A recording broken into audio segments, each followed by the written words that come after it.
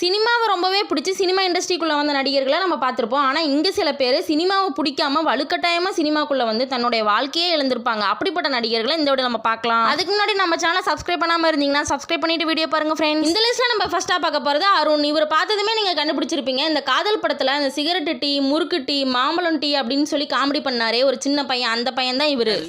அதே கட்டாண்டி